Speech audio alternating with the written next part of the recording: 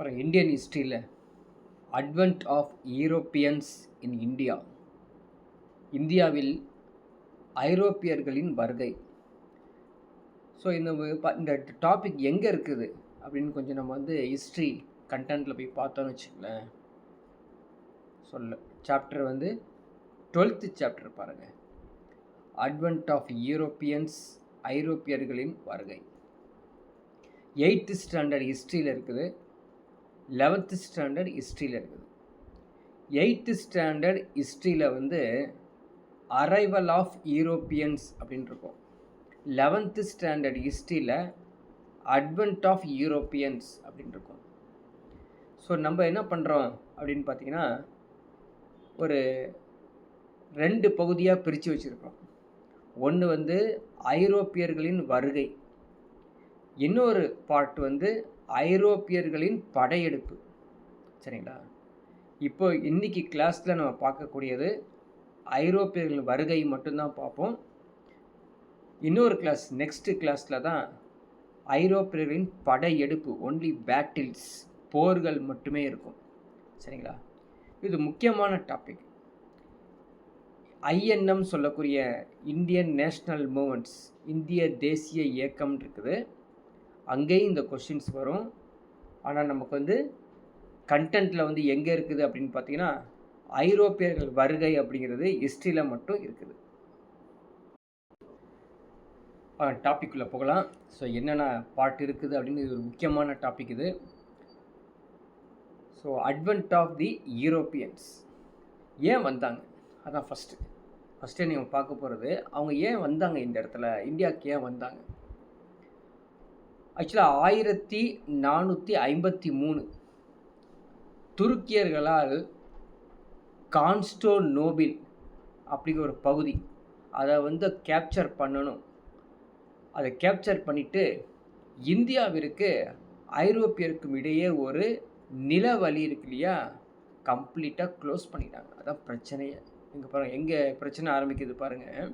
இந்தியாவுக்கும் யூரோப்பியன்ஸ்க்கும் போகிறதுக்கான வழி இருக்குது பார்த்தீங்களா, அந்த வழியை க்ளோஸ் ஆயிடுச்சு. ஏன்னு கேட்டிங்கன்னா, 1453 டர்க்கி இருக்கான, டர்க்கி கேப்சர் பண்ணிட்டான். எது? கான்ஸ்டான்டினோப்பிள் அப்படிங்கிற பிளேஸை. அதன் வழியாக தான் நம்ம இந்தியாவுக்கு வந்துட்டு இருந்தோம். அது வர முடியல. துருக்கி வட ஆப்பிரிக்காலையும் பால்கன் தீபகற்பலையும் நுழைஞ்சி உள்ளே வரத்துக்கு தான் ட்ரை பண்ணிருக்காங்க. ஆனால் ஐரோப்பியர்கள் எந்த வழி இல்லாதனால அவங்க ஒரு புது வழி கண்டுபிடிக்கிறாங்க. என்ன வழின்னா, புதிய கடல் வழியை ஒன்று கண்டுபிடிக்கிறாங்க. இந்த புதிய கடல் வழி கண்டுபிடிச்சாதான் இங்கே, அதாவது இந்தியாவுக்கும் கிழக்கு நாடுகள் சொல்லக்கூடிய இந்த ஐரோப்பியர்களுக்கும் மேற்கு நாடுகளுக்கும் போக முடியும். கிழக்கு மேற்கை சந்திக்கிறதுக்கு ஒரு முக்கியமான பகுதியை கண்டுபிடிக்கிறாங்க. ஃபஸ்ட்டு ஒரு போர்ச்சுகல் வராரு, போர்ச்சுகீசியர்கள்.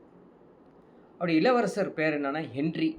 ஹென்றி யார் அப்படின்னா, பேசிக்கலி நேவிகேட்டர். அவர் மாலுமி அப்படிங்கிறது கப்பலை ஒட்டி கொண்டு போகிற ஒரு பைலட்டு. அவர் என்ன பண்ணுறாருன்னா, அறியப்படாத பகுதிகளை ஆராயவும் சாகச வாழ்க்கையை மேற்கொள்ளவும் தனது நாட்டு மக்களுக்கு ஊக்குவிக்கக்கூடிய ஒரு முக்கியமான ஒரு பிரின்ஸ் அவர் என்ன பண்ணுறாருன்னா, அடுத்த லெவலில் பார்த்தோலோமியோ டயஸ் அப்படிங்கிற ஒரு போர்ச்சுகீசிய மாலுமி தென்னாப்பிரிக்காவிற்கு தெற்கு முனையிலிருந்து வராரு. மன்னர் 2ஆம் ஜான் அவரை ஆதரித்து உள்ளே வராரு. இப்படியே ஒவ்வொருத்தராக இந்த கிழக்கு பகுதியான இந்தியாவுக்கு வரத்துக்காக ட்ரை பண்ணக்கூடிய இந்த மேப்பு தான் நம்ம பார்த்துட்ருக்குறோம். ஸோ இந்த மேப்பில் எப்படி அவங்க உள்ளே வந்திருக்காங்கிறது இந்த பிடிஎஃப்பை நீங்கள் டவுன்லோட் பண்ணி படித்து வச்சுக்கோங்க. சரிங்களா? அதில் முதல்ல வரை வாஸ்கோ ட காமா என்ன பண்ணுறாருன்னா, ஒரு 3 கப்பல்கள் எடுத்துகிட்டு 170 பேரோட கள்ளிக்கோட்டை, சரிங்களா, காலிக்கட்னு சொல்லக்கூடிய கள்ளிக்கோட்டை, அங்கே வராருங்க. அங்கே வரும்போது அங்கே ஒரு அரசர் ஒருத்தர் இருக்கார். அந்த அரசருடைய பெயர் சாமரின் சாமரின் சொல்லுவோம். அரசர் சமுத்திரனுடைய சாமரின்ல அங்கே வந்து ஒரு ஃப்ரெண்ட்ஷிப் அவருக்கு கிடைக்குது. பிறகு என்ன பண்ணுறாரு அப்படின்னா, இந்த டைம்லைன் வந்து முக்கியமானது. 29 ஆகஸ்ட் 29 1498 தன்னுடன் வந்தவர்களில் உயிரோடு இருந்த 55 மாலுமிகளுடன் 2 கப்பல்களில் இந்திய சரக்குகளுடன் ஊர் திரும்ப ட்ரை பண்ணுறாரு. ஏன்னா வந்து சில பேர் இறந்துடுறாங்க போலுக்கு. ரிட்டர்ன் வந்து போகும்பொழுது அவர் 2 கப்பலை எடுத்துகிட்டு கிளம்புறாரு. பிறகு என்ன பண்ணுறாருன்னா 13 கப்பலுடன் 1200 மாலுமிகளை பெட்ரோ ஆல்வரிஸ் கேப்ரல், அல்ல நேம் வச்சுக்கோ, பெட்ரோ ஆல்வரிஸ் கேப்ரல் அவருடைய தலைமையில் திரும்ப வராங்க. 29 அக்டோபர் 1502 ஒரு 20 கப்பலுடன் வாஸ்கோட காமா மீண்டும் அந்த கேலிக்கட்டை வராரு. ஸோ டைம்லைன் பார்த்துங்க கரெக்டாக. எப்போ அப்படின்னா 1502 அக்டோபர் 29 ஒரு 20 கப்பலோட வாஸ்கோட காமா இந்த கேரளாவில் இருக்கக்கூடிய கேலிக்கட் அந்த பிளேஸ்க்கு வராங்க. அவர் வந்துட்டு கண்ணூரில் ஒரு வர்த்தக மையத்தை நிறுவுறாரு. அதுக்கப்புறம் கேலிக்கட், கொச்சின் அங்கெல்லாம் வந்து ஒரு ட்ரேட் சென்டரை வந்து எஸ்டாப்ளிஷ் பண்ணுறாரு வாஸ்கோட காமா. பிறகு என்ன செய்கிறாங்க அப்படின்னு பார்த்தீங்கன்னா, அதாவது நீ ஒரு இடத்துல தானே நீ வந்து ட்ரேட் சென்டர் வைக்க போகிறேன்னு என்கிட்ட வந்த, ஆனால் நீ இத்தனை இடத்துல வச்சிருக்கேன்னு சொல்லி கோபம் கொண்ட மன்னர் சாமரின் போர்ச்சுகீசியரை தாக்குறாரு. போர்ச்சுகீசியரால் அவர் தோற்கடிக்கப்பட்டாரு சாமரின். ஏன்னா போர்ச்சுகீசியர்கள் வந்து நிறையா பலமோடு இருந்திருக்காங்க. பிறகு என்னாச்சு அப்படின்னு பார்த்தீங்கன்னா, அந்த கொச்சின் பிளேஸை கம்ப்ளீட்டாகவே இந்த போர்ச்சுகீசியர்கள் East India company, Portuguese East India கம்பெனின்னு சொல்லி கேப்சர் பண்ணிவிட்டு, this is the first capital of போர்ச்சுகீஸுடைய முதல் தலைநகரம் இந்த கொச்சின். 1524 வாஸ்கோட காமா என்ன பண்ணுறாரு, தேர்ட் டைம் 3வது முறையாக இந்தியாவுக்கு வராருங்க. ஆனால் வந்து கொஞ்ச நாள்லேயே அவர் வந்து அவருக்கு டிசீஸ் வந்து அஃபெக்ட் ஆகிடுது, நோய்வாய்ப்பற்றார். டிசம்பர் 1524 கொச்சியிலே அவர் இறந்துடுறாரு. ஸோ வாஸ்கோட காமாவுடைய லைஃபு முடிஞ்சிருது. பிறகு 1505 1509 இந்த காலகட்டத்தில் ஃப்ரான்சிஸ்கோ டி அல்மீடியா, சரிங்களா, இவர் உள்ளே வராரு. இவருடைய கொள்கையில் முக்கியமான என்ன பார்த்தீங்கன்னா நீல நீர் கொள்கை அப்படின்னு சொல்லுவாங்க, ப்ளூ வாட்டர் பாலிசி இவருடைய முக்கியமானது. ஸோ இந்தியன் ஓஷனில் அரபிய ஏகபோக வர்த்தகத்தை வந்து இங்கே உருவாக்கணும். ஏகபோக அர்த்தம்னா என்ன அர்த்தம், மோனோபொலி, அவர் மட்டுமே அந்த ட்ரேட் பண்ணணும் அப்படிங்கிறதுக்காக வராரு. ஆனால் இந்த ட்ரேடு செஞ்சான்னு வச்சுங்களேன், துருக்கி, எகிப்துலாம் பயங்கரமாக அஃபெக்ட் ஆவாங்க. அவங்களுக்கெல்லாம் வந்து இதில் வந்து இன்ட்ரெஸ்ட் இல்லாமல் போச்சு, ஒரு நெகட்டிவ்லி இம்பேக்ட் கிடச்சிடுது. பிறகு என்ன பண்ணுறாங்கன்னா, இந்த போர்ச்சுகீசியர்கள் பீஜப்பூர் மற்றும் குஜராத் சுல்தான்கள் இந்த போர்ச்சுகீசியருக்கு எப்படி உள்ளே வந்தான், வரக்கூடாது அப்படின்னு சொல்லி எப்படி இன்வைட் ஆனான்னு சொல்லி துரத்துறாங்க. இந்த பீஜப்பூர் சுல்தானுக்கும் குஜராத் சுல்தானுக்கும் எகிப்து அரசும் துருக்கி அரசும் ஆதரவு அளிக்கிறாங்க. அதுக்கப்புறம் சில துறைமுகங்கள்லாம் வந்து கொஞ்சம் கட்டுப்பாடு கொடுக்குறாங்க, இப்படிலாம் இருக்கணும், அப்படி தான் இருக்கணும். இதை வந்து போர்ச்சுகீசியருக்கு ரொம்ப வந்து ஒரு ஒரியான பிளேஸாக இருக்குது. நம்ம ஃப்ரீடமாக வந்து நம்ம போர்ட்டில் இருக்க முடியலையே அப்படின்னு சொல்லி போர்ச்சுகீசியர்கள் கவலையோடு இருக்காங்க. பிறகு என்ன ஆகுது அப்படின்னு பார்த்தீங்கன்னா, கடற்படை ஒரு போர், கடற்படையில் அதாவது கடலில் ஒரு போர். முஸ்லீம் கூட்டுப்படைகள் போர்ச்சுகீசியரை வந்து தோற்கடிக்கிறாங்க. இந்த போரில் வந்து அந்த அல்மைடான் வந்தார் இல்லையா, அவருடைய மகன் வந்து கொல்லப்படுறாரு. அடுத்த ஒரு கடற்போர் அது எங்கன்னா டையூவில் நடைபெற்ற டையூ டாம்னு சொல்கிறோம் இல்லையா, அந்த டையூவில் நடைபெற்ற ஒரு போர். அல்மைடா முஸ்லீம் கூட்டு படைகளை வந்து தோற்கடிக்கிறார். ஃபஸ்ட்டு வந்து அல்மைடா தோற்கடிக்கப்படுறார். திரும்பவும் முஸ்லீம் கூட்டுப்படை வந்து தோற்கடிக்கப்படுறாங்க. கிபி 1509 போர்ச்சுகீசியர் ஆசியாவில் கடற்படை மேலாண்மையை வந்து எஸ்டாப்ளிஷ் பண்ணிடுறாரு, கிளைம் பண்ணுறாங்க. இது முக்கியமான என்ட்ரி. இவருக்கு நடுவில் அடுத்த ஒரு போர்ச்சுகீசியர் வர்றாரு. அவர் பேர் என்ன அப்படின்னா அல்ஃபோன்சோ டி அல்புகெர்க். 1509 1515 இந்தியாவில் போர்ச்சுகீசிய பேரரசை உண்மையில் நிறுவியவர் இந்த அல்ஃபோன்சா டி அல்புகெர்க். ஈஸியாக ஞாபகம் வச்சுக்கலாம், மாம்பழத்துடைய பேர் அல்ஃபோன்சா இல்லையா. இந்தியாவில் போர்ச்சுகீசிய எம்பையர் ஆஃப் உருவாக்குனது இவர் தான்.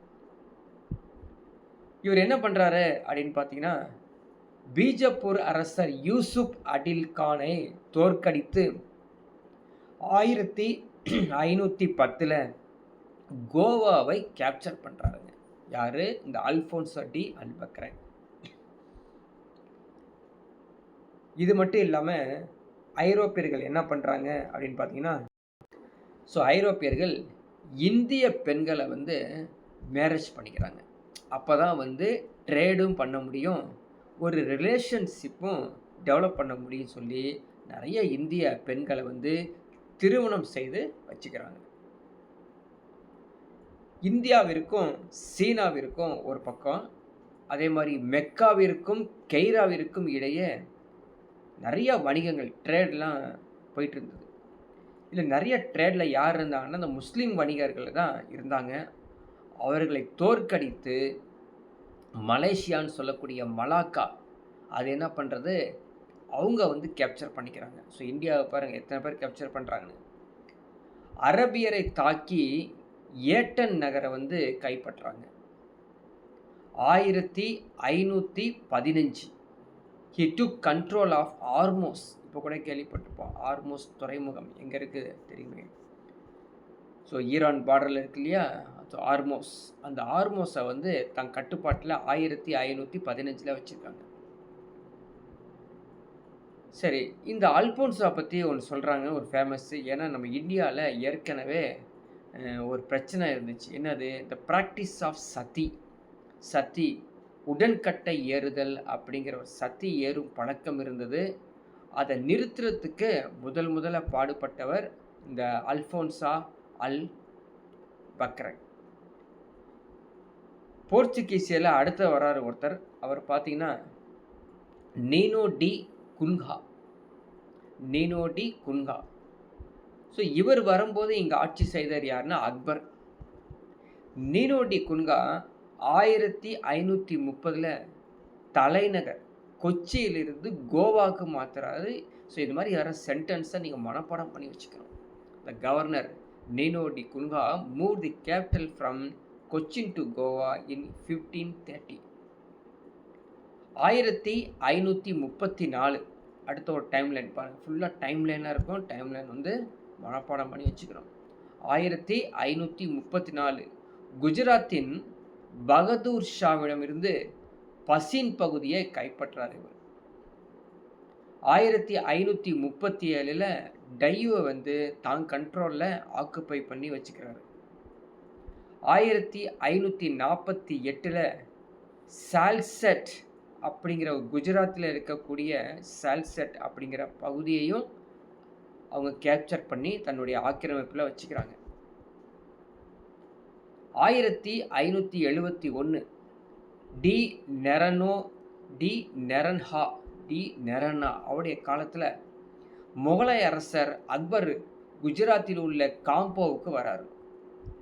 போர்ச்சுகீசியரும் முகலாயர்களுக்கும் இடையே ஒரு ரிலேஷன்ஷிப் டெவலப் ஆகுது, எஸ்டாப்ளிஷ் ஆகுது. சரி, போர்ச்சுகீசியர் வந்ததுக்கப்புறம் என்னென்ன விளைவுகள் ஏற்பட்டது அப்படின்னு கொடுத்துருக்காங்க. Impact of Portuguese presence. என்ன பண்ணாங்க இவங்க? புகையிலை சாகுபடிய சரிங்களா? புகையிலை சாகுபடிய வந்து அறிமுகப்படுத்துறாங்க. அது மட்டும் இல்லாம, தன்னுடைய செல்வாக்கு கத்தோலிக்க கிறித்துவ மதத்த வந்து எல்லா பக்கமும் பரவுறாங்க. அது இல்லாம ஒரு முக்கியமானது எக்ஸாம்ல கேட்ட கொஸ்டின் பாருங்க. "The printing press was set up by Portuguese at Goa 1556." புரியுதுங்களா? இதான் வந்து இந்தியாவுக்கு முதல் அச்சு இயந்திரம் அமைக்கப்பட்டது. எப்போ அப்படி பாருங்க 1556 யாரால்? போர்ச்சுகீசியரால். அச்சு இயந்திரத்தின் உதவியில ஐரோப்பிய எழுத்தாளர் 1563 கோவாவில் இந்திய மருத்துவ தாவரங்கள் அப்படிங்கிற ஒரு ஒரு புக்க பப்ளிஷ் பண்றாரு. ஒரு முக்கியமான ஒரு நிகழ்வு. ஒரு சயின்டிஃபிக் ஒர்க். இதுக்கு முன்னாடி புக்ஸே கிடையாது இந்தியால. இப்போ பிரிண்டிங் மெஷின் வந்ததுனால 1563ல கோவாவுல இந்திய மருத்துவ தாவரங்கள் அப்படிங்கிற நூலை வந்து அச்சிட்டு வெளியிடுறாங்க. இந்திய அரசியல் வரலாற்றிலே முதல் முறையாக ஐரோப்பிய இந்திய அரசர்களை வென்று அவர்களின் பகுதிகளை வந்து கைப்பற்றி இந்திய அரசர்கள் எப்போதுமே என்ன பண்ணுறாங்க? பிரிஞ்சு இருக்கிறத, அதாவது அவங்க ஜென்ரலாக வந்து இந்தியன் ரூல்ஸ் எப்படி இருப்பாங்க? டிவைடிங் பாலிசியை தான் ஃபாலோ பண்ணுவாங்க. ஒருத்தர் ஒருத்தர் சண்டை போட்டுக்கிறது. இதை வந்து ஐரோப்பியர்களுக்கு அட்வான்டேஜாக இருந்தது. அது முக்கியமான பாயிண்ட்டு. ஸோ போர் வந்துருச்சு அப்படின்னா ஐரோப்பியர்கள் நியூ டெக்னாலஜியை தான் யூஸ் பண்ணுவாங்க. புதிய முறைகளை தான் கொண்டு வருவாங்க. வெடி மருந்து வைக்கிறது, வலிமை வாய்ந்த பீரங்கி படைகளை வச்சுக்கிறது, அதை வச்சு சண்டை போடுறதுனால இங்கே இருக்கக்கூடிய சுல்தான்கள் ஐரோப்பியர்களுக்கெல்லாம், அதாவது முகலாயர்களுக்கெல்லாம் முடியாது. வச்சிருந்தாலும் அவங்களுடைய பலம் அதிகமாக இருந்தது. போர்ச்சுகீசியர்கள் அரபியரின் வணிக முற்றுரிமையை வந்து கட்டுப்படுத்தினாங்க. அதுக்கு ஆங்கிலேயர் வந்து எந்த ஒரு பயனும் இப்போ இதில் வந்து பார்த்தீங்கன்னா போர்ச்சுகீசியர் மட்டும்தான் நம்ம படிக்கிறோம். பேரலெல்லாம் ஃப்ரெஞ்சும் வந்துடுவான், இங்கிலீஷ்காரனும் வந்துடுவான், பிரிட்டிஷ்காரனும் வந்துடுவான், சரிங்களா? டச்சுக்காரனும் பேரலாக வருவான். நம்ம வந்து அட் எ டைம் எல்லாத்தையும் படிக்க முடியாது. இப்போ நம்ம போர்ச்சுகீசியரை மட்டும்தான் சொல்லிகிட்ருக்கோம், சரிங்களா? போர்ச்சுகீசியர்களை மட்டும்தான் சொல்லிகிட்ருக்கோம். அப்படி சொல்லும்போது நடுவில் பார்த்தீங்களா, ஆங்கிலேயர்களுக்கு பயனளித்தது அப்படின்னா ஆங்கிலேயர்களும் பேரலெல்லாம் வேறு எங்கேயோ கேப்சர் பண்ணி இருக்காங்கன்னு தான் அர்த்தம். ஐரோப்பியர்கள் இந்தியர்களுக்கும் இடையே நிறைய திருமணங்கள்லாம் செய்ய ஆரம்பிச்சிட்டாங்க. இதன் விளைவாக என்னாச்சுன்னா ஒரு புதிய யுரேஷிய இனக்குழுவே உருவானுச்சாமா. அதாவது ஏசியா, யூரோப், யுரேஷியா ரெண்டும் மிக்ஸ் ஆகி ஒரு முன்னாடிலாம் வந்து பார்த்தீங்கன்னா ஆங்கிலோ இந்தியன் சொல்லி இருப்பாங்க. அதாவது ஆங்கிலேயர்கள் இந்தியாவில் இருக்கக்கூடிய அந்த பெண்ணை வந்து மணந்து பிறக்கக்கூடிய குழந்தைகள் ஆங்கிலோ இந்தியன்ஸ் அப்படின்னு சொல்லுவாங்க. இவங்க இந்த யுரேஷியா மக்கள் என்னாச்சு அப்படின்னா கொஞ்ச நாள் கழித்து ஆப்பிரிக்காவிலும் ஆசியாவிலும் இருந்த போர்ச்சுகீசியன் காலனிக்கு அந்த பக்கம் அவங்க வந்து ட்ராவல் ஆகி போயிட்டாங்க. சென்னை சாந்தோம் அப்படிங்கிற ஒரு பிளேஸில் போர்ச்சுகீசியர்கள் வந்து வர்றாங்க. அங்கே வந்ததுக்கான எவிடன்ஸ் இருக்குது. அவங்க வந்து போர்ச்சுகீசியர் கருப்பு நகரம் என்ற மயிலாப்பூரை வந்து அழைத்தார்கள். மயிலாப்பூர் பிளேஸ் சென்னையில் இருக்கிறத வந்து கருப்பு நகரம், பிளாக் டவுன் அப்படின்னு அவங்க நேம் சொல்லி வச்சுருக்காங்க. அங்கே வந்ததுக்கான எவிடன்ஸ்லாம் இருக்குது. ஸோ சாந்தம் அப்படிங்கனாலே வந்து கிறிஸ்டின்ஸ் சம்மந்தப்பட்டது, இயேசு சபை அதெல்லாம் இருந்திருக்குது. ராபர்டோ டி நோபிலி தமிழிலும் சமஸ்கிருதிலும் விரிவாக எழுதக்கூடியவர். தமிழ் உரையடையின் தந்தை என கருதப்படுவர் தான் இந்த ராபர்டோ நோபிலி. என்ரிக்ஸ் போர்ச்சுகீஸ் நாட்டு யூதரான தமிழ் அச்சு மதிப்பின் தந்தை என்றும் அழைக்கப்பட்டவர். ஸோ இதான் வந்து எக்ஸ்ட்ரா இன்ஃபர்மேஷன்ஸ். இதோட போர்ச்சுகீசியர் வந்து முடியுது. நம்ம படிக்கும்போது தனித்தனியாக தான் படிக்க முடியும். அடுத்தது டச்சுக்காரர்கள் வராங்க. யார் அவரு அப்படின்னு பார்த்தீங்கன்னா, நெதர்லாண்ட்லேருந்து கிளம்புறாரு. ஸோ நெதர்லாந்தில இருக்கிறவங்க யாரு? டச்சுக்காரர்கள். ஜேன் ஹியூன் வான் லின்சோட்டன். ஜேன் ஹியூன் வான் லின்சோட்டன். நெதர்லாண்ட்லேருந்து லிஸ்பன் அங்கேருந்து வந்து ஒரு வணிகம் செய்யணும் அப்படின்னு சொல்லி முதல்ல தென்கிழக்கு ஆசியாவை நோக்கி 1595ஆம் ஆண்டு உள்ள வராரு. யாரு? போர்ச்சுகீசியருக்கு அப்படியே தொடர்ந்து வந்தவர் யாரு? டச்சுக்காரர்கள். 1602 நெதர்லாந்து ஐக்கிய கிழக்கிந்திய கம்பெனி. அவங்க வந்து போர்ச்சுகீசிய கிழக்கிந்திய கம்பெனி, போர்ச்சுகீசிய ஈஸ்ட் இந்தியா கம்பெனி. இவங்க நெதர்லாந்து ஐக்கிய கிழக்கிந்தியா கம்பெனி அப்படின்னு ஒரு கம்பெனி உருவாக்கி இங்கே வந்து ட்ரேடிங் பண்ண ஆரம்பிக்கிறாங்க. இவங்க உள்ளே வந்ததுக்கப்புறம், எங்கள் இந்தியாவுக்கு வந்ததுக்கப்புறம் அவங்க ட்ரேடு சென்டர் அமைந்த பிளேஸ் எதுனா மசூலிப்பட்டினம். ஒவ்வொரு டச்சுக்காரர்கள் வந்த ட்ரேட் சென்டர் ஃபஸ்ட்டு எது? டச்சுக்காரர்கள், போர்ச்சுகீசியர்கள் வந்தது எங்கே, டச்சுக்காரர்கள் எது அப்படின்னு சொல்லி ரெண்டையும் வந்து ஒரு சார்ட் போட்டு நீங்கள் வந்து ஞாபகம் வச்சுக்கணும்.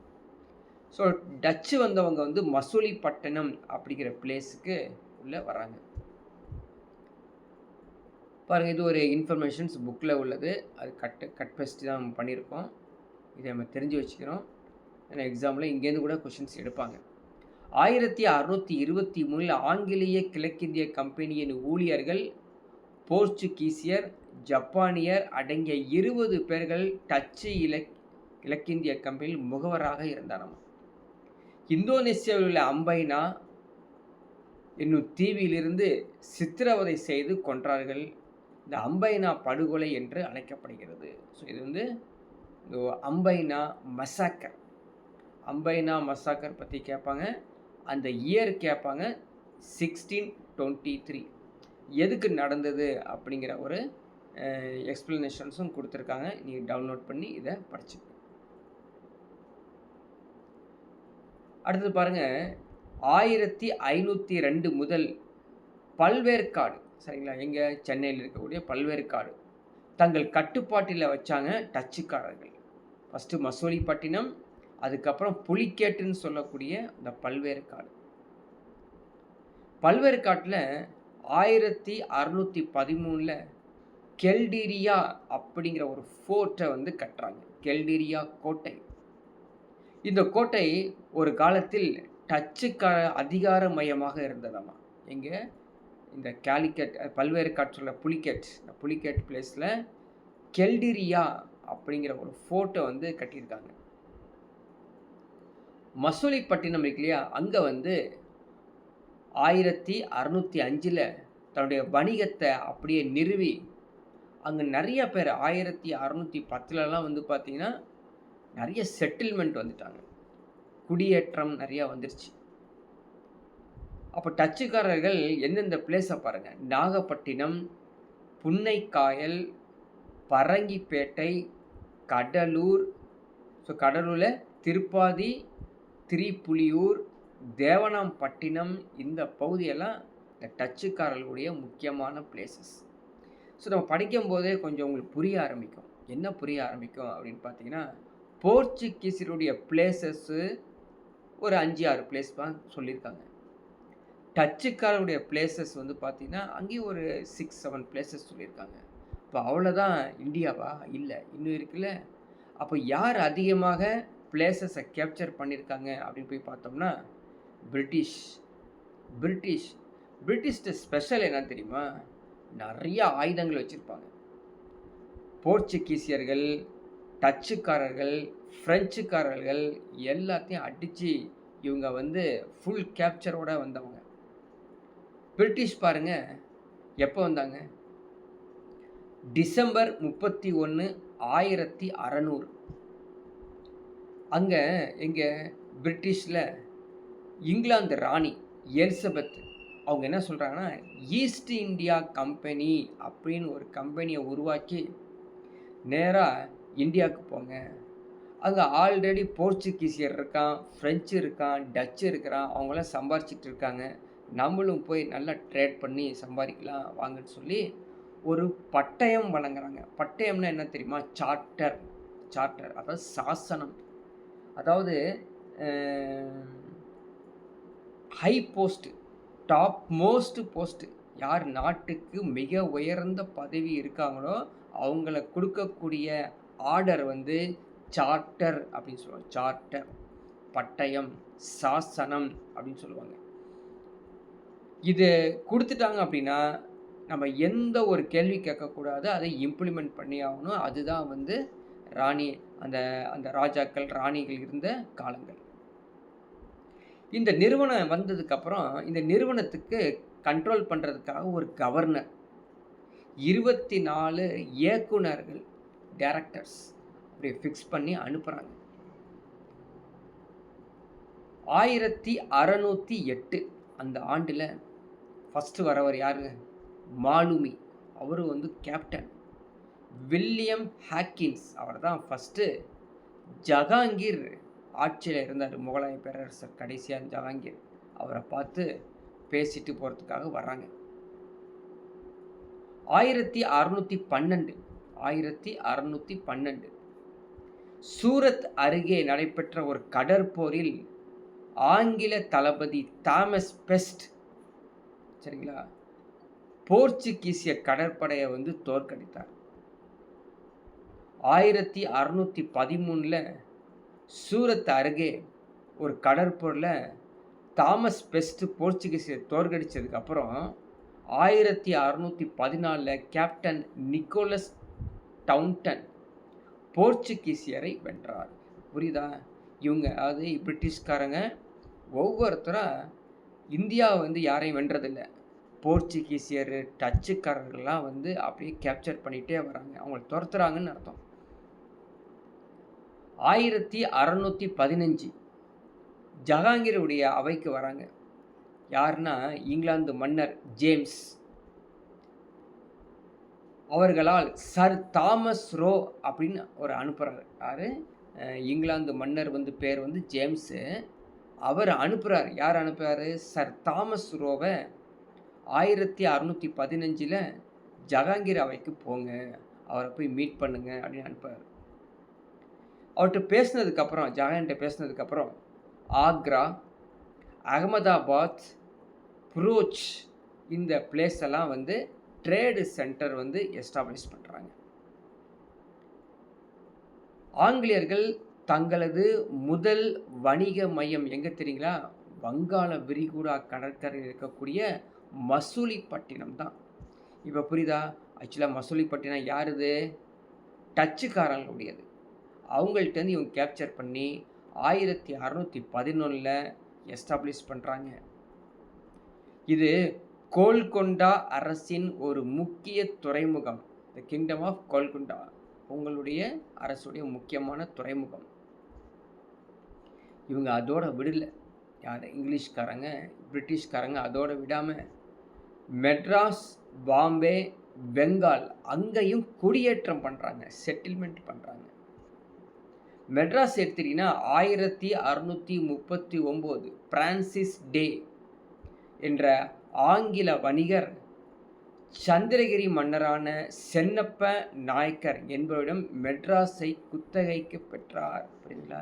ஸோ மெட்ராஸ் எப்படிங்க அப்படியே குத்தகையாக கொடுத்துட்றாங்க. யார் அப்படின்னா சென்னப்ப நாயக்கர் அப்படிங்கிறவர் மெட்ராஸை நீங்கள் வச்சுக்கோங்க அப்படின்னு சொல்லி ஆங்கில ஒரு ட்ரேடருக்கு, இங்கிலீஷ் ட்ரேடருக்கு கொடுத்துட்றாரு. அவர் யார்? பிரான்சிஸ் டே அப்படின்னு. ஆங்கில கிழக்கிந்திய கம்பெனி புனித ஜார்ஜ் கோட்டை என அழைக்கப்படும் புகழ் வாய்ந்த ஒரு ட்ரேட் சென்டர். இப்போ செயின்ட் ஜார்ஜ் ஃபோர்ட் எது தெரியுமா? இப்போ இருக்கக்கூடிய தமிழ்நாடு செக்ரட்டரியேட், தலைமை செயலகம். இப்போது சட்டமன்றம், தமிழ்நாடு சட்டமன்றம் நடக்குது இல்லையா? அது எங்கே நடக்குது? ஜார்ஜ் ஃபோர்ட்டில் தான் நடக்குது. புரியுதுங்களா? இது ஆங்கில கிழக்கிந்திய கம்பெனி இந்த ஜார்ஜ் கோட்டையை கட்டி தான் கண்ட்ரோலாக வச்சுக்கிறாங்க. இதான் வந்து முக்கியமான ட்ரேட் சென்டர் மெட்ராஸ்க்கு. ஆங்கிலேயர்களால் கட்டப்பட்ட முதல் கோட்டை என்று அழைக்கப்படுவது எது? Saint George fort, Chennai, Madras. இந்திய மண்ணில் ஆங்கில கிழக்கிந்திய வணிக குழு முதலாக பெற்ற நிலப்பகுதியும் இதுதான். ஸோ ஆங்கிலேயர்கள் வந்து நிலப்பகுதி பெற்ற பிளேஸ் இது அந்த சென்னை தான். அதனால தான் சென்னை 1652 ஒரு பிரசிடென்சி, சரிங்களா, அது ப்ரொவின்சிஸ் சொல்லுவாங்க, ஒரு மாகாணமாக உருவாக்கப்பட்டது. ஒரு மாகாண அந்தஸ்து அது கொடுக்கப்பட்டது. பிறகு 1655 மாகாண அந்தஸ்து நீக்கப்பட்டு மீண்டும் 1684 திரும்ப அந்தஸ்து கொடுத்துட்டாங்க. 1688 சென்னையில் ஒரு மேயரையும் நகராட்சி அரசையும் வச்சுருந்தாங்க. அது இல்லாமல் 1693 1702 பல கிராமங்களை ஃபுல்லாக கேப்சர் பண்ணி தான் கண்ட்ரோலில் பிரிட்டிஷ் வச்சுருந்தாங்க. இது மெட்ராஸ் பகுதி. இதே போல் பம்பாய் இல்லையா, பாம்பேன்னு சொல்லுவோம், இப்போ வந்து மும்பை இல்லையா, இப்போ தற்போதைய பேர் வந்து மும்பைன்னு வச்சுருக்காங்க. முன்னாடி வந்து பம்பாய். இங்கிலாந்து மன்னர் 2ஆம் சார்லஸ் போர்ச்சுகீசிய இளவரசி கேத்தரினை வந்து மேரேஜ் பண்ணிக்கிறாரு. ஸோ மேரேஜ் பண்ணி யாரோட இடத்த யார் வந்து சீராக கொடுக்குறாங்க பாருங்கள், பம்பாய் தீவை வந்து சீராக வாங்குறாரு. அப்போ போர்ச்சுகீசியர் கண்ட்ரோலில் இருந்த அந்த பம்பாயை இங்கிலாந்து மன்னருக்கு கொடுத்துட்றாங்க. அப்போது ஆங்கில கிழக்கிந்திய கம்பெனி 1668 கிட்டத்தட்ட 10 பவுண்டுகளுக்கு குத்தகை எடுத்து பம்பாய் தீவை மன்னர் 2ஆம் சார்லஸிடமிருந்து வாங்கிக்கிறாங்க. ஸோ யாருடைய பிளேஸை யார் குத்தகை கொடுக்குறாங்க அப்படிங்கிறத நீங்கள் புரிஞ்சுக்கணும். இது வந்து பம்பாய். அடுத்தது பெங்கால். இப்போ தான் வெஸ்ட் பெங்கால், பங்களாதேஷ் அப்படின்னு பிரிஞ்சிருச்சு. முன்னாடிலாம் எல்லாமே சேர்த்து பெங்கால் அப்படின்ச்சு. ஸோ பெங்காலில் ஒரு ராஜா ஷாஜகானின் மகனான ஷாஜா சுஜாவிடமிருந்து கம்பெனி வணிகர் உரிமைகளை பெற்றுட்டார். ஷாஜகான் வந்து அவருடைய மகன் ஷா இருக்கார் இல்லையா, ஷா ஷுஜா, அவர் பேர் ஷா ஷுஜா, அவர்கிட்ட இருந்து இந்த கம்பெனியை வந்து தான் கண்ட்ரோலுக்கு வாங்கிறார். 1680 வங்காளத்தில் இருந்த ஆங்கிலேய வணிக உரிமைகளை அவர் வந்து ஃபுல்லாக தான் கண்ட்ரோலில் வச்சுக்கிறாரு. 1690 கம்பெனி சுதநுதி என்ற இடத்திலிருந்து, அதாவது சுதநுதிங்கிறது இப்போ இருக்கக்கூடிய கல்கத்தா தான் சுதநுதி, தனது முதல் குடியேற்றத்தை நிறுவியது அங்கே தான். 1696 அங்கே ஒரு வில்லியம் ஃபோர்ட் இல்லையா, ஒரு கோட்டை வந்து கட்டுறாங்க. 1698 சுதநுதி, காலிக்கட், கோவிந்தாப்பூர், இந்த கிராமங்கள் எல்லாமே ஜமீன்தார் உரிமையில் ரூபாய் 1200 செலுத்தி கம்பெனி தான் கண்ட்ரோல் வச்சிருச்சு. அப்போது கல்கட்டாவில் போனீங்கன்னா ஒரு முக்கியமான ஒரு கோட்டை இருக்குது, அதான் செயின்ட் வில்லியம்ஸ் ஃபோர்ட். 1770 மாகாணத்தின் தலைமையிடமாக மாற்றியது. அதான் வந்து headquarters of presidency, Bengal presidency 1770. So இங்கே கொடுத்தவள்ள ஒவ்வொரு பாயிண்ட்டையும் நீங்கள் வந்து நிறைய டைம்ஸ் நீங்கள் ரிப்பீட்டட் பண்ணி மனப்பாடம் பண்ணி ரீகால் பண்ணி வச்சுருந்தா மட்டும்தான் ஞாபகத்தில் இருக்கும். இப்போயே வந்து எத்தனை டைம்லைன் சார்ட் போயிருக்குங்கிறது நீங்கள் புரிஞ்சுக்கணும். டேனிஷ் பாருங்கள், அடுத்தது வந்து டேனிஷ். ஆக்சுவலாக பேரலாக வந்துட்டாங்க, ஆனால் படிக்கிறது ஒன்று விட்டு ஒன்று படிக்கிறோம். டேனிஷ்காரங்க இவங்க வந்து பார்த்திங்கன்னா டென்மார்க்லேருந்து வராங்க. எந்த ஊர், எந்த நாடு? டென்மார்க். டென்மார்க் அரசர் 4ஆம் கிறிஸ்டியன் மார்ச் 17, 1616 அங்கே தான் வராரு. வந்து இவரும் டேனிஷ், சரியா, டேனிஷ் ஈஸ்ட் இந்தியா கம்பெனி அப்படி ஒரு கம்பெனியை ஆரம்பிக்கிறார். 1618 அவருடைய கேப்டன் கடற்படை தலைவர் ஓவிஜேடி இலங்கைக்கு முதல் கடற்பயணத்தை மேற்கொண்டார். ஸோ இந்த சென்டென்ஸ்லாம் நீங்கள் ஞாபகம் வச்சுக்கணும். ராபர்ட் கிராப்பி என்பவரும் தஞ்சாவூர் நாயக்க அரசரிடம் அழைத்து செல்லப்பட்டார். ஸோ ஒவ்வொரு இன்சிடெண்ட். நவம்பர் 20, 1620 ஒரு ஒப்பந்தம், ஒரு ட்ரேடு, ஒரு என்ன சொல்கிறது, ட்ரீட் நடக்குது. ட்ரீட் என்ன ட்ரீட் அப்படின்னா, டேனிஷ்காரங்கள் தரங்கம்பாடியையும் சரிங்களா, அதில் இருக்க கோட்டை கட்டிக்கொள்ளவும் ஒரு உரிமையை அவங்க வந்து கிடச்சிருது. ஒரு ஒப்பந்தம் போட்டு பண்ணிக்கிறாங்க. அதான் டேனிஷ்காரங்க இந்த தரங்கம்பாடியில் கட்டின அந்த கோட்டை தான் நம்ம படத்தில் பார்க்குறோம். மசூலிப்பட்டினத்தில் ஒரு வேர்ஹவுஸ் மாதிரி ஒரு கிடங்கு ஆரம்பித்து பாலசோர், பிப்ளி ஆகிய பிளேஸ்லலாம் வந்து ட்ரேடு சென்டர்ஸ் வந்து உருவாக்குறாங்க. யார்? இந்த டேனிஷ். 1648 பெரட்டெரிக் அப்படிங்கிற ஒரு நிறுவனத்தை வந்து எடுத்துடுறாங்க, அபாலிஷ் பண்ணிடுறாங்க, கலைச்சிடுறாங்க. இரண்டாவது டேனிஷ் கிழக்கிந்திய கம்பெனி 1696 ரீஸ்டார்ட் பண்ணுறாங்க, ஓப்பன் பண்ணுறாங்க. அப்போது 1706 ஜூன் 9 டென்மார்க்கிலிருந்து முதலாக 2 சமய பரப்பாளர்கள் வர்றாங்க. Missionaries two Danish missionaries arrive. டேனியர்கள் 1755 அந்தமானிலும் நிக்கோபாரிலும் வந்து செட்டில்மெண்ட் ஆகிறாங்க, குடியேறாங்க. ஆனால் அந்த காலகட்டத்தில் மலேரியா காய்ச்சல் நிறையா இருக்குது. அதனால் அச்சத்தால் என்ன பண்ணுறாங்க, அந்த வேலை செய்யாமல் 1848 அதை கைவிட்டுறாங்க. இந்த டேனிஷ் தமிழ்நாட்டில் என்ன செஞ்சாங்க அப்படின்னு பார்த்தீங்கன்னா, பார்த்தலோமியஸ் சீகன்பால்கு, ஹென்ரிச் புல்ஷா ஆகிய இருவரும் செப்டம்பரில் வந்து 1706 தரங்கம்பாடிக்கு வராங்க. இவங்களாம் டேனிஷ் பீப்புள். சீகன்பால்கு ஒரு அச்சுக்கூடத்தை நிறுவினார் தமிழ்நாட்டில்ங்க. இதுக்கு முன்னாடி பார்த்தது நம்ம எங்கே, மும்பையில் பார்த்தோம் இல்லையா? இது வந்து சீகன்பால்கு தான். இது எக்ஸாமில் ஆல்ரெடி கேட்ட ஒரு கொஸ்டின். சீகன்பால்கு அவர் தான் வந்து பிரிண்டிங் ப்ரெஸ்ஸை வந்து ஆரம்பிக்கிறார். அங்கே பிரிண்டிங் மெஷினு, இது பிரிண்டிங் ப்ரெஸ்ஸு. தமிழ் வழியில், தமிழ் மொழியில் ஒரு பிரிண்டிங் ப்ரெஸ்ஸு ஆரம்பிச்சிச்சு அப்படின்னா அதான் வந்து தரங்கம்பாடியில் சீகன்பால்கு ஆரம்பித்தார், டேனிஷ் ஒருத்தர்.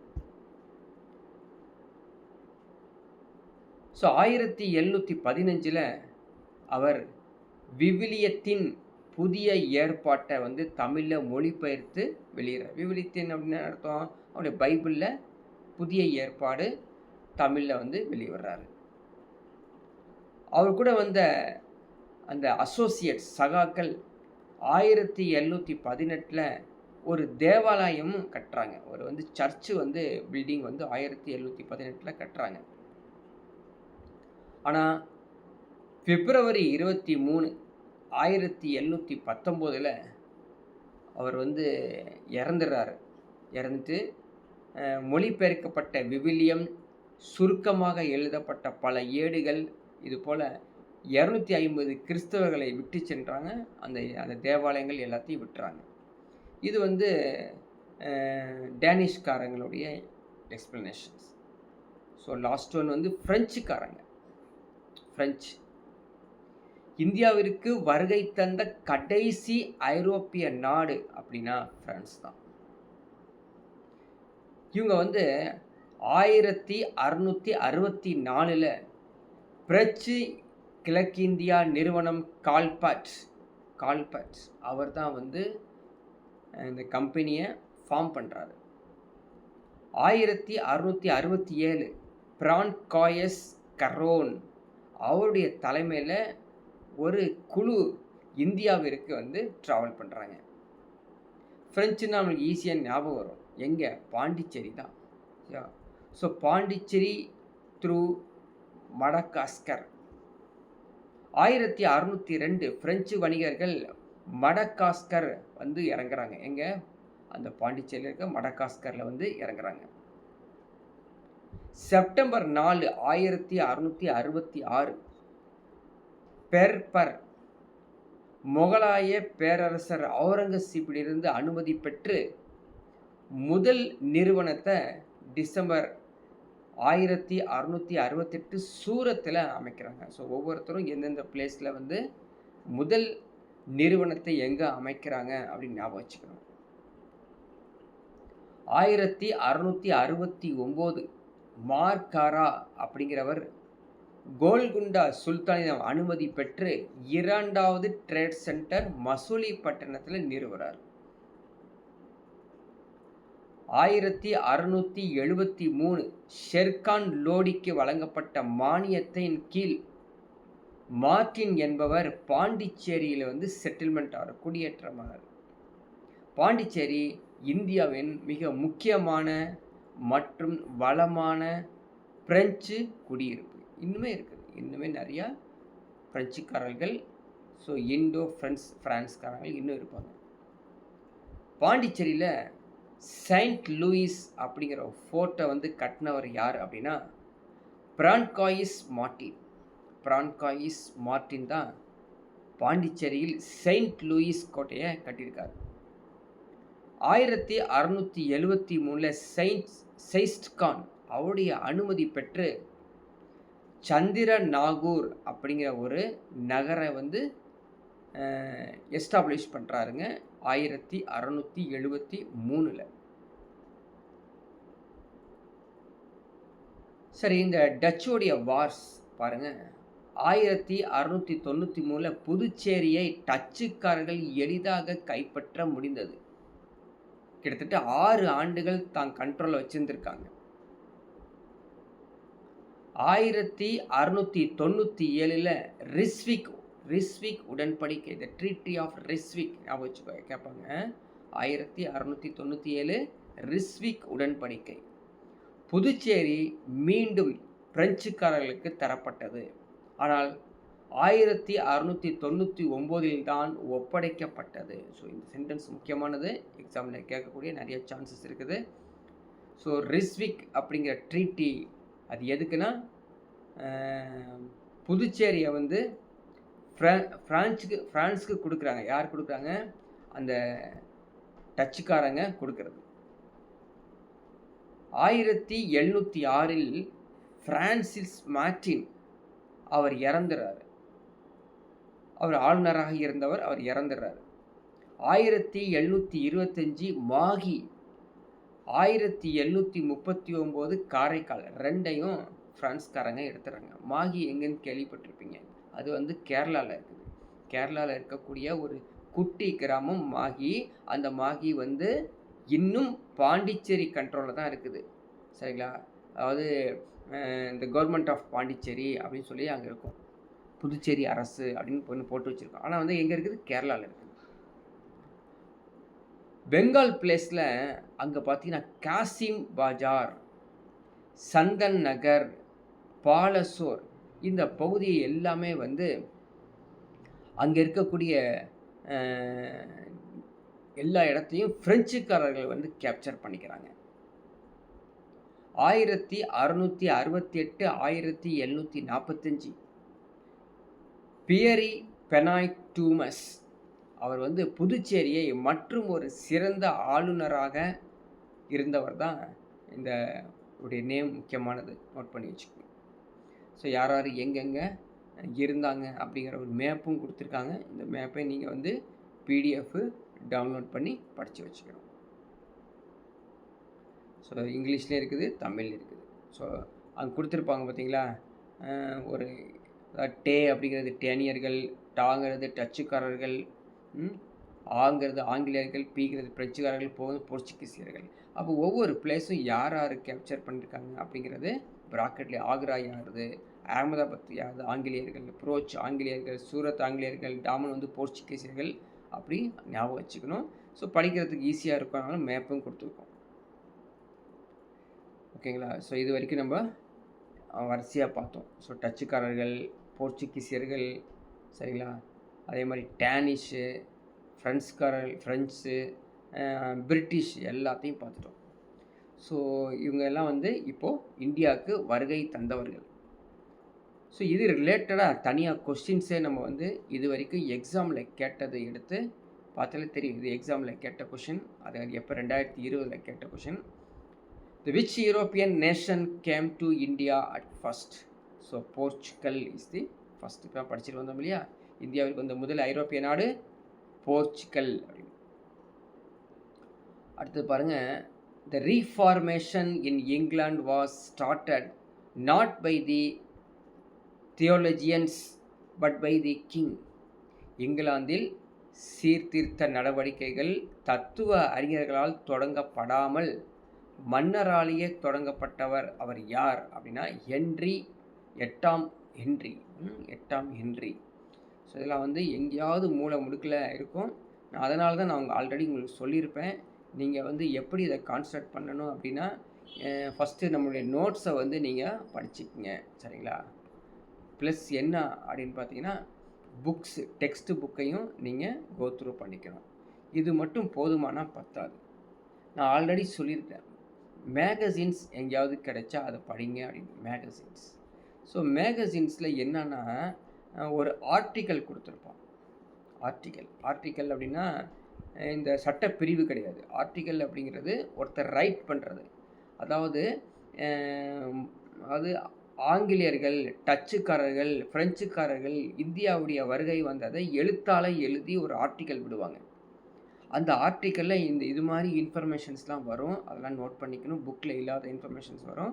அதுதான் எக்ஸாமில் டச் பண்ணி கேட்பாங்க. அது மாதிரி தான் கேட்டிருக்காங்க. அடுத்த கொஸ்டின் பாருங்கள். Who first brought Christian faith into south India? So Saint Thomas. முதலில் கிறிஸ்துவ நம்பிக்கையை தென்னிந்தியாவிற்கு கொண்டு வந்தவர் யார்? புனித Thomas. Which governor under British rule is called Continental Emperor? சரிதா? எந்த ஆளுநர் பிரிட்டிஷ் ஆட்சியின் கீழ் கண்ட பேரரசர் என்று அழைக்கப்பட்டார்? ஸோ ராபர்ட் கிளைவ் ஞாபகம் வச்சுக்கோங்க. ஸோ எக்ஸாமில் கேட்டிருக்காங்க கண்டிப்பாக. இதை நீங்கள் வந்து ஆன்சர் தெரியாட்டி ஆன்சர் கொடுக்கறதே கஷ்டம்தான். சீகன் பால் கேட்டிருக்கான் பார்த்தீங்களா, நான் சொன்னேன் இல்லையா? Ziegenbalg remarkable contribution of the translation of. சீகன் பால்கின் சிறப்பான தமிழ் மொழி பெயர்ப்பு எது? The old and new testament படித்தோம். பழைய மற்றும் புதிய ஏற்பாடு. ஸோ புதிய ஏற்பாடு மட்டும் கொடுத்துருக்காங்க, பழைய ஏற்பாடு கொடுத்துருக்காங்க. திருக்குறள் கூட கண்டிப்பாக திருக்குறள் கிடையாது. புதிய ஏற்பாடு தான் நம்ம படிச்சுட்டு வந்தோம். ஆனால் பழைய ஏற்பாடு இல்லைன்னு தெரியும். ஆனால் ரெண்டுமே கம்பேர் பண்ணுறப்ப so best answer is old and new testament அப்படிங்கிறது தான் சரியான விடை. இது கிடையாது. ஸோ அடுத்த 2022 கேட்டாங்க பாருங்கள். The foreign accounts called Musiri as the first emporium of India. முசிறியை இந்தியாவின் முதல் பேரங்காடி என்று கூறும் வெளிநாட்டு நூல் எதுனா நேச்சுரல் ஹிஸ்ட்ரி, இயற்கை வரலாறு அப்படிங்கிற ஒரு நூல். இதெல்லாம் வந்து புக்கில் இருக்குமான்னு தெரில எனக்கு, நான் கேட்டு வச்சுருக்கேன் பாருங்கள். Own account workers phenomenon is refer to சொந்த கணக்கு தொழிலாளர் நிகழ்வுகள் அப்படிது சுய சுரண்டல், செல்ஃப் எக்ஸ்ப்ளாய்டேஷன். ஸோ இது வேற ஒரு பகுதியில் வந்தாலும் இங்கே சேர்த்துருக்காங்க, பார்த்தோம். அடுத்த ஒரு கேள்வி பாரு. இந்த டேஸ் எஸ்டாப்ளிஷ்ட் எ ஃபுல் ஃப்ளெஜ்டு பிரிண்டிங் ப்ரெஸ் கேட்டிருக்காங்க இல்லையா? 1709 அட்டு தரங்கம் பார். யாருங்க? சீகன் பால் பாருங்க. நான் கேட்ட கொஸ்டின் அவன் ஆல்ரெடி 2023 கேட்டிருக்காங்க. ஸோ அன்றைக்கி பார்த்து வச்சுருந்தோம், இன்றைக்கி ஞாபகத்தில் கரெக்டாக சொல்லியிருக்கேன். அதே மாதிரி ஒரு கொஸ்டினே நம்ம எடுத்திருக்கோம் பாருங்கள். 1709.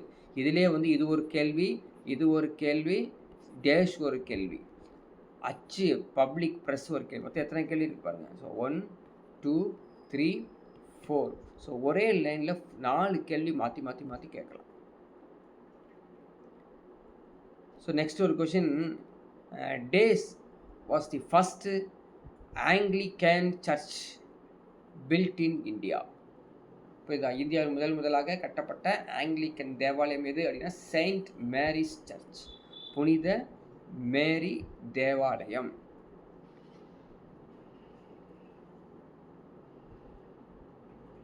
ஸோ அடுத்த ஒரு கேள்வி வருது, ஒரு பெரிய கேள்வி. என்ன கேட்டிருக்கான் பாருங்கள், அசர்ஷன் அண்ட் ரீசன் கொடுத்து கேட்டு வச்சிருக்கிறான். ஓகேங்களா, இது நம்ம கேர்ஃபுல்லாக படிக்கணும். அசர்ஷன் என்ன அப்படின்னா, the Roberto de Nobili whose the linguistics ability enabled him to write extensively in Tamil and Sanskrit. He was considered the father of Tamil prose. இதை படித்தோம் நம்ம. ராபர்ட்டோ டி நோபிலி மொழித்திறன் தமிழும் சமஸ்கிருதத்திலும் விரிவாக எழுத உதவியது. இவர் தமிழ் உரைநடையின் தந்தை என கருதப்படுகிறார். இது கரெக்டானா இப்போ தான் படிச்சுட்டு வந்து தெரியுங்களா, இது ட்ரூ, இந்த கூற்று உண்மைதான். ராபர்ட்டோ டி தான் தமிழ் உரைநடையின் தந்தை என கருதப்படுகிறது. சரியா? காரணம் பாருங்க, போர்ச்சுகீசியர் தங்களது ரோமன் கத்தோலிக்க குருமார்களை கீழை நாடுகள் அனுப்பி ஆயிரக்கணக்கான பரதவர்களை கத்தோலிக்க கிறித்துவ மதத்தை ஏற்க செய்தனர். ஸோ இது சரியானா போர்ச்சுகீசியர்கள் அது செய்யலை. ஆக்சுவலாக இது தவறு என்பது தான் சரியான விடை இல்லை. ஸோ பாருங்கள், இந்த ஒரு கொஸ்டின்லேருந்து நம்ம ஆன்சரை ரெடி பண்ணிட்டோம் அப்படின்னு சந்தோஷப்படுறதை விட, இது மாதிரி கொஸ்டின் வந்தால் எப்படி அட்டன் பண்ணணும் அப்படிங்கிறதான் இங்கே முக்கியமான பாயிண்ட். அப்போ என்ன மீனிங்னா, நம்ம படிக்கிறது ரொம்ப தெளிவாக படிச்சிருக்கணும், ரீகால் பண்ணி நம்பர் ஆஃப் டைம்ஸ் படிச்சிருந்தால் மட்டும்தான் இவன் கேட்குற கொஸ்டின்ஸ்க்கு நம்ம ஆன்சரே கொடுக்க முடியும். கீழே ஆப்ஷன்ஸ்லாம் பார்த்தீங்களா எப்படி இருக்குது? அசர்ஷன் சரி, ரீசன் ராங். அசர்ஷனும் ரீசனும் சரி, ஆனால் சரியான விளக்கம் இல்லை. அசர்ஷன் தவறு, ரீசன் சரி. அசர்ஷனும் ரீசனும் இரண்டும் சரி, ஆனால் சரியான விளக்கம். அப்போ இதெல்லாம் நீங்கள் படித்து புரிஞ்ச உடனே ஆன்சர் கொடுக்க தெரியணும். ஆக்சுவலாக என்ன, சரியான விளக்கம் இல்லை என்பது தவறு, சரிதான். முதல் ஏங்கிறது தவறுன்னு கொடுத்துக்கிறது தவறு. ஏன்னு கேட்டால் நம்ம ஆல்ரெடி சொல்லிட்டோம், ஏங்கிறது சரிதான். அப்போ சரியான விளக்கமா இல்லையா அப்படிங்கிறதான் இங்கே முக்கியமானது. ஏன்னா ராபர்ட்டோ டி நோபிலி அவருங்கிறது உரைநடை தந்தை தான் சொல்லியிருக்குது, அதுக்கு சரியான விளக்கமே இது கிடையாது, அதனால் இது கிடையாது. ஸோ ஆன்சர் பார்த்தீங்கன்னா ஆட்டோமேட்டிக்காக ஏ சரி, அசர்ஷன் சரி, ரீசன் ராங் அப்படிங்கிறது ஆயிரும். ஸோ இதோட இந்த டாபிக் முடியுது. நீங்கள் இதை பிடிஎஃப் டவுன்லோட் பண்ணி படித்து வச்சுக்கோங்க. ஸோ நெக்ஸ்ட்டு கிளாஸில் நம்ம இன்வேஷன், அதாவது படையெடுப்பை பார்க்கலாம்.